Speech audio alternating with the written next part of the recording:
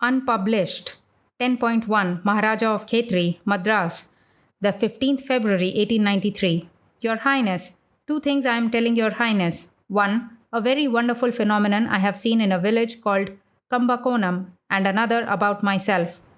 In the said village lives a man of the Chetty caste, generally passing for an astrologer.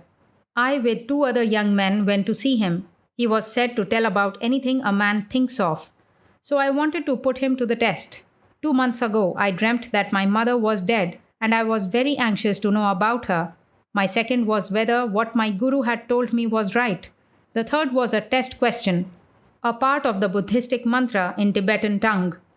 These questions I determined upon 2 days before going to this Govinda Chetty. Another young man had one of his sisters-in-law given poison to by some unknown hand from which she recovered. But he wanted to know the author of that delivery. When we first saw him, the fellow was almost ferocious. He said that some Europeans came to see him with the Divan of Mysore. Since then, through their drishti dosham, he had got fever, and that he could not give us a seance then, and only if we paid him 10 rupees, he would consent to tell us our prashnas. The young men with me, of course, were ready to pay down his fees. But he goes to his private room and immediately comes back and says to me that if I gave him some ashes to cure him of his fever, he would consent to give us a seance. Of course, I told him that I do not boast of any power of curing diseases, but he said, "That does not matter, only I want the ash." So I consented, and he took us to the private room and, taking a sheet of paper, wrote something upon it and gave it over to one of us and made me sign it and keep it into the pocket of one of my companions. Then he told me point blank, "Why you, a sannyasi, are thinking upon your mother?" I answered that even the great Shankaracharya would take care of his mother, and he said, "She is all right, and I have written her name in that paper in the possession of your friend," and then went on saying, "Your guru is dead. Whatever he has told you, you must believe, for he was a very, very great man," and went on giving me a description of my guru, which was most wonderful, and then he said, "What more you want to know about your guru?" I told him, "If you can give me his name, I would be satisfied." And he said, "Which name? A sannyasi gets different sorts of names." I answered, "The name by which he was known to the public," and says, "The wonderful name, I have already written that." And you wanted to know about a mantra in Tibetan. That is also written in that paper. And he then told me to think of anything in any language and tell him. I told him, "Om Namo Bhagavate Vasudevaya." And he said, "That is also written in the paper in possession of your friend. Now take it out and see." And lo, wonder! They were all there as he said, and even my mother's name was there. It began thus, "Your mother of such and such name is all right. She is very holy and good, but she is feeling your separation like death, and within 2 years she shall die. So if you want to see her, it must be within 2 years." Next it was written, "Your Guru Ramakrishna Paramahamsa is dead, but he lives in Sukshma, that is, ethereal body, and is watching over you, etc." And then it was written, "Lamala Kapseshwa" in Tibetan, and then at last was written, "In confirmation to what I have written, I give you also this mantra which you would give me after 1 hour after my writing. Om Namo Bhagavate, etc." And so he was equally successful with my friends. Then I saw people coming from distant villages, and as soon as he sees them, he says, "Your name is such and you come from such and such village for this purpose." By the time he was reading me, he toned down very much and said, "I won't take money from you. On the other hand, you must take some seva from me."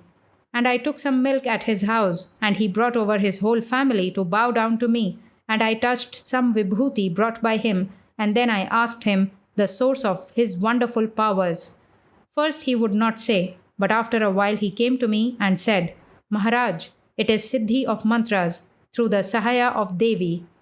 Verily, there are more things on heaven and earth, Horatio, than your philosophy ever dreamt of." Shakespeare. The second is regarding me. Here is a zamindar of Ramnath, now staying in Madras. He is going to send me over to Europe, and as you are already aware of, I have a great mind to see those places.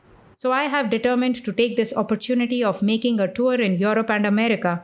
But I can't do anything without asking Your Highness, the only friend on earth I have. So kindly give your opinion about it. I only want to make a short tour in those places. One thing I am certain of, that I am an instrument in the hands of a holy and superior power. Myself, I have no peace. I'm burning literally day and night. But somehow or other, wherever I go, hundreds, and in some places, as in Madras, thousands would come to me day and night and would be cured of their skepticism and unbelief. But I am always unhappy. Thy will be done. Therefore, I don't know what this power requires of me to be done in Europe. I cannot but obey. Thy will be done. There is no escape. I congratulate your highness on the birth of a son and heir.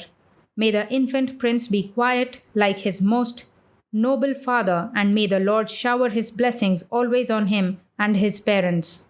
So I am going over in 2 or 3 weeks to Europe. I can't say anything as to the future of the body.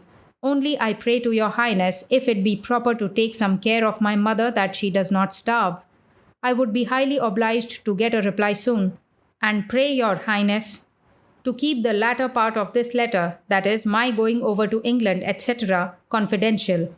May you be blessed all your life. You and yours is the prayer that is day and night offered up by Vivekananda, care of M. Bhattacharya Esquire, Assistant Accountant General, Mount St. Thome, Madras.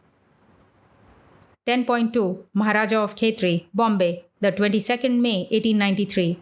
Your Highness, leaving Khetri there happened nothing particular to relate except that I had every comfort on the way, broke journey at Kharari, and then went to Nadiad.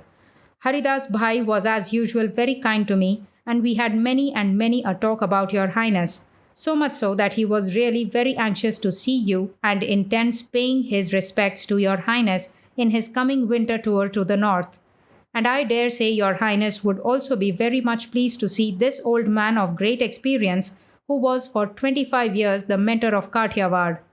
Withal, he is the only remnant of the old school of very conservative politicians. He is a man who is thoroughly able to organize and put to perfect order an existing machinery, but he would be the last man to move a step further. At Bombay, I went to see my friend Ramdas, barrister at law. He is rather a sentimental gentleman and was so much impressed with your highness's character that he told me that had it not been midsummer, he would rather fly to see such a prince. His father intends going to Chicago on the 31st. If so, we would go together for company. Today I go to buy some steel trunks, etc., and am only waiting for the Madras money to come in. Although I wired to them from Jaipur, they were rather suspicious and waited for my further communications, and I have again wired them and written too. On our way, we had the company of Mr. Ramnath, the Charan headmaster of the Jaipur Noble School. He and I had a bout on my first coming out of Khetri years ago about vegetarianism. He had in the meantime got hold of some American writers and pounced upon me with his arguments from them. His author, he said, has proved to his satisfaction that the human digestive organs, including the teeth, are exactly like those of the cow. Therefore, man is designed by nature to be a vegetarian animal. He is a very good and nice gentleman, and I did not want to disturb his confidence in the American hobbyist, but one thing was on the tip of my tongue. If our digestive apparatus is exactly like that of a cow, we ought and must be able to eat and digest grass. In that case, poor Indians are fools to die of starvation in famine times, while their natural food, grass, is so abundant. And your highness's servants are fools to serve you, while they have only to get up the nearest hillock and get a bellyful of grass instead of undergoing all the trouble of serving others. Grand American discovery indeed. Only I hope the holy dungs of such human cows may become of great use to the wonderful American author and his Indian disciple. Amen. So much for the cow-human theory. Do not find anything more to advertise to your highness, so beg leave to stop here. May the giver of all good bestow his choicest blessings on you and yours. I remain, yours in the Lord, Vivekananda. 10.3 Had no meats at the dinner. New York Times, May 2, 1894. Members of V Club hear about the vegetarian diet of the Far East. The second vegetarian dinner of the V Club was held at the St. Denis Hotel, Broadway and 11th Street last night. About 50 members were present. Only vegetables and fruits appeared on the menu, and sterilized water, chocolate, coffee, and tea made up the drinkables. Between the toasts, several original songs were rendered by J. Williams Macy. S.C.T. Dodd replied to the toast Vanity and Mary T. Burt in the absence of Mrs. Ella Dates Clymer to that of Virtue. Swami Vivekananda, a Hindu of high caste, said that vegetarianism had its beginning in India. It is often stated, he said, that because Hindus believe in transmigration of souls, they would not kill and eat animals because they feared that they would eat some of their ancestors. There is not a word of truth in this statement. Some of the greatest propagandists of vegetarianism do not believe in God nor in a soul. Therefore, the fear of eating one of their ancestors could not affect them. Nearly 3/4 of the people of India are vegetarians. They are so because they are too kind to kill animals for food. In this country, when animals are injured, it is the custom to kill them. In India, it is the rule to send them to a hospital. In approaching Bombay, the first thing the traveler comes across is a very large hospital for animals. This has been the practice for 4,000 years. Mrs. J. de la M. Lozier, vice president of cirrhosis, told about the little vices of men. The first one was drunkenness. Men came home and hid themselves behind a newspaper. They never had anything pleasant to say. A woman who had been married 40 years said to her husband, "I wish you would tell me that you love me. It is so long since you said it that I would like to hear how it sounds." Another vice was loquaciousness or scolding. Perhaps this was not a common vice, but some husbands were very nice when they were away from home and very disagreeable when by the fireside. One woman called her husband a street angel. When he died, she refused to wear mourning. Other little vices were smoking, the use of slang, and insincerity, or the trying to appear to be what they were not. St. Clair McKerway replied to the arguments of some of the other speakers in a humorous vein.